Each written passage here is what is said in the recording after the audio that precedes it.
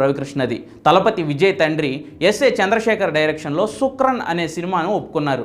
ఈ సినిమాలో విజయ్ కూడా క్యామియో రోల్ చేశాడు.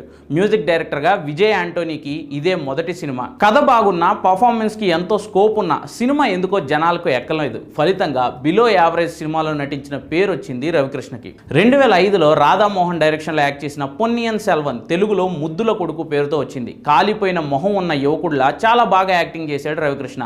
పేరైతే వచ్చింది కానీ కమర్షియల్గా అనుకున్నంత సక్సెస్ కాలేదు. సారీ వినాయక, ఆలోచించి చూశాను. ఒక కొబ్బరికాయ ఖరీదు 8 రూపాయలు. మన బడ్జెట్కి వర్కౌట్ అవ్వలేదు, అందుకే ఆపేశాను. 2006లో ఇలియానా తమన్నాలను హీరోయిన్గా పెట్టుకుని కేడి అనే సినిమాను తమ్ముడిని హీరోగా పెట్టి డైరెక్ట్ చేశాడు జ్యోతికృష్ణ. కమర్షియల్గాను సక్సెస్ అయింది. కానీ ఎన్ని చేస్తున్నా 7/G బృందావన్ కాలనీ కిక్ రావడం లేదు రవికి. బ్రహ్మానందం డ్రామా కంపెనీ అనే సినిమా కామెడీ రోల్ను కూడా ట్రై చేశాడు. ఏదో డిస్సాటిస్ఫాక్షన్. వాస్తవానికి రవికి హీరో అవడం అసలు ఇష్టం లేదు.